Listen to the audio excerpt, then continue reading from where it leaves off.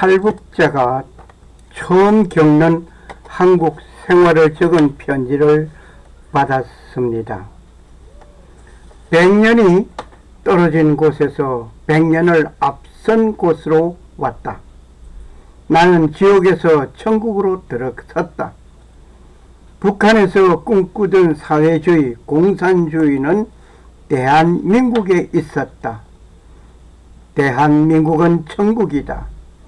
진실이 하나도 없는 곳에서 거짓을 읽으며 살아온 것으로 해서 세상을 내 눈으로 직접 느껴보기 전에는 절대 감정 표시를 잘 하지 않는 나는 그때 이곳이 우리를 받아주는 조국이라는 감동 속에서만 가슴이 울렁거렸다.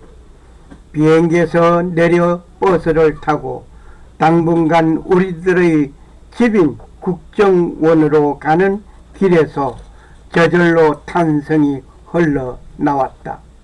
북한에 대비한 중국의 거리들을 보고 감동에 젖었던 그것은 봄 눈꽃같이 사그러지고 중국을 대비할 수 없는 대한민국의 황홀한 광경에 내 입에서는 하는 신음 같은 작은 소음이 새어 나왔다. 말문이 터지지 않았다. 시에서 내가 노래하듯이 100년이 떨어진 곳에서 100년을 앞선 곳으로 단숨에 다다랐으니 내 외침이 막힐 수밖에 없었다. 국정원으로 들어가기 전 우리들을 실은 버스가 곧장 병원으로 향하여지더니 우리들의 건강상 상처를 치유하기 위한 검진을 시작했다. 세심한 검진이 시작되었고 이때까지 한 번도 본 적이 없는 어마어마한 설비들 앞에서 눈물이 활깍 쏟아져 내렸다. 약이 없는 병원, 설비 없는 병원에서 치료는 생각도 못하고 중국에서 밀수해 들어오는 흔한 정통편으로 아편을 달래시다 돌아가신 아버지가 생각이 나서 눈물이 폭포 치듯 흘러내렸다. 국정원은 엄숙한 곳이기도 했지만 우리들을 태국에서부터 보듬어주고 품어준 곳이기도 했다. 수천리 길을 헤쳐온 우리들의 순환의 옷들은 속옷부터 시작하여 겉옷, 신발, 머리띠까지 세세 낱낱이 바꾸어졌다. 나는 그때 내가 입은 모든 옷들을 속옷부터 겉옷, 신발, 생활 필수품 모두 개수를 세어보았다. 모두 세어보니 40여 가지나 되는 것 같았다.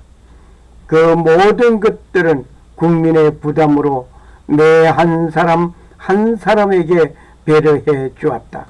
그래도 그 물품들을 들고 북한처럼 어디에 서서 고맙습니다 하는 인사 같은 것을 시키지 않았다. 500g 간식 한 봉지를 받고도 김일성, 김정일의 초상화 앞에서 군침을 삼키며 먼저 인사를 해야 했던 우리들 빼앗긴 것이 도만큼만 적게 차려지는 그것조차도 신발이 선물이 되어 90도로 허리를 굽혀 감격해 해야 했던 어제의 날들이 허겁하게 안겨왔다. 국정원에서의 조사를 마치고 선생님들의 따뜻한 바래움 속에서 이제 우리가 살아갈 삶의 진로를 가르쳐주는 하나원으로 자리를 옮기게 되었다. 하나원의 수업들에서 내가 제일 기다리는 시간은 한국사 시간이었다.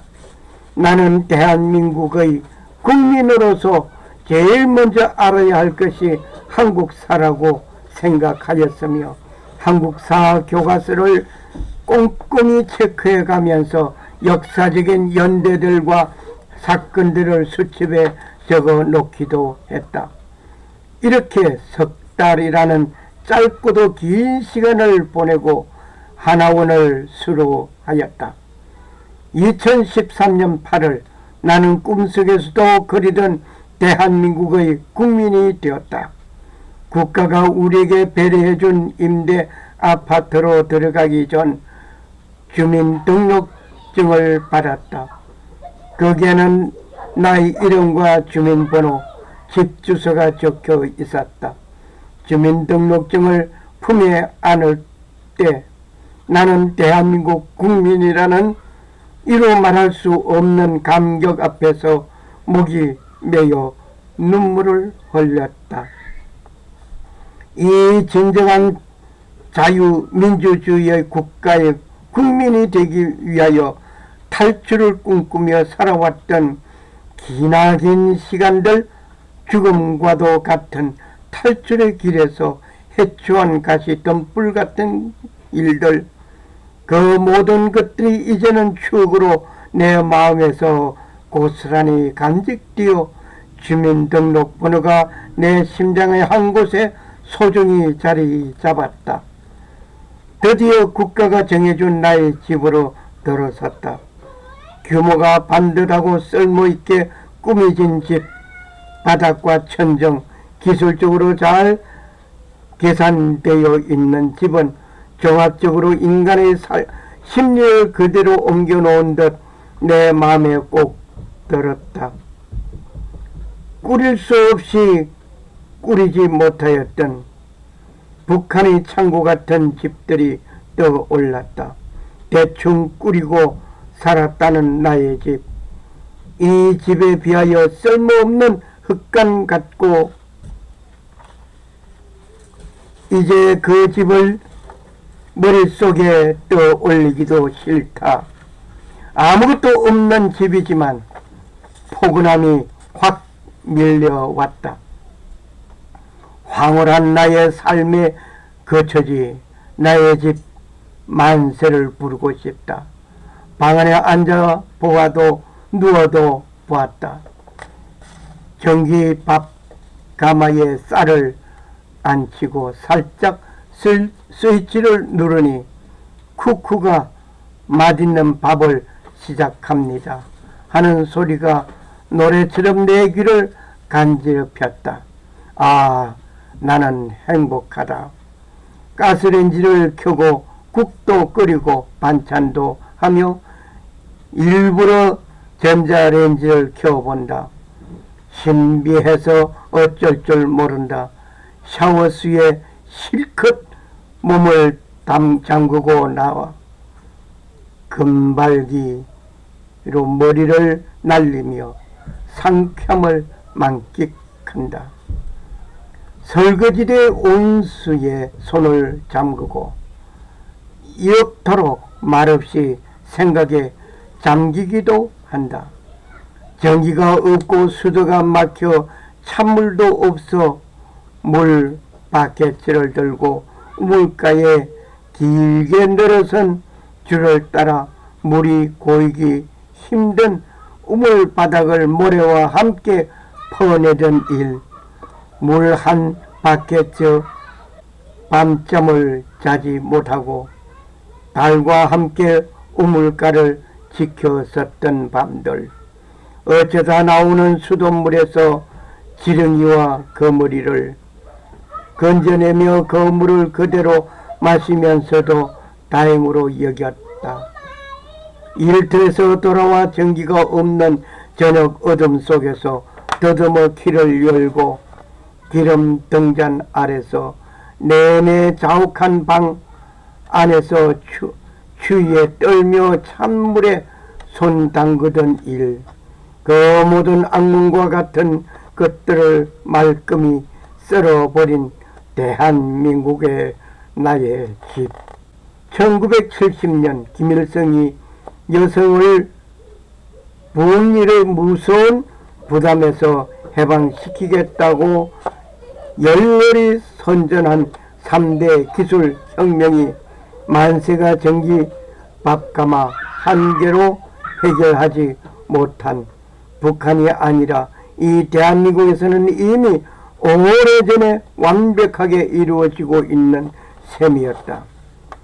전기를 명절 선물로 받으며 배려전기라는 세계 어느 나라 사전에도 없는 이상한 부른 말로 전기를 보는 것이 소원이어서 명절이 오기를 애타게 기다리던 북한 인민들의 모습이 하루 종일 켜도 깜빡하지 않는 TV 앞에서 서름을 불러내고 있다.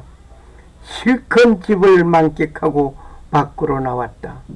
확 튼 대통로를 따라 끝이 없이 걷고 싶다. 도로는 나라의 얼굴이라고 일컬는다. 대한민국의 도로들은 신화적인 도로였다. 공중에 선 도로들, 그 위에 달리고 있는 물매미같이 반들거리는 자동차들, 이것이 내가 지금 살고 있는 대한민국이다. 시간이 흐를수록 대한민국의 진면모가 하나 둘 나를 향해 다가왔다. 먹을 것이 너무 흔해서 무엇부터 입으로 가져갈지 생각이 나지 않는 날들, 그 음식들 앞에서 대성통곡하기도 했다. 300만 원의 굶어 죽은 속에 합쳐진 내 친척들, 내 고향의 어린이들과 노인네들, 쌀이 없어 갓난 아기를 얻고 밥가마 앞에서 눈물을 짜던 나의 동생, 그 모든 것이 내 서름을 불러와 통곡을 터뜨리게 했다. 먹을 것이 흔한 곳에서조차 노인네들, 장애인들을 위하여 복지관, 그들을 위한 혜택, 어린이를 위한 놀이터가 아파트 뜰마다 있고 노인네들이 들러 쉼할 긴 벤치들이 거리의 곳곳, 아파트의 곳곳에 마련되어 있다. 북한에서 꿈꾸던 사회주의, 공산주의는 대한민국에 있었다. 대한민국은 천국이다. 나는 지옥에서 천국으로 들어섰다. 천국에서 열심히 노력하지 않으면 안 된다. 이제는 모든 것이 내 몫이다. 나는 아끼고 사랑하는 것으로부터 내 삶을 시작하려고 했고, 북한에서 이루지 못했던 것을 꼭 이루기 위해 각오하고 노력도 기울이고 있다. 열심히 노력해서 통일 작가로 나의 생을 빛내고 싶다. 즐거운 인생 사는 게 행복. 탈북자 김수진.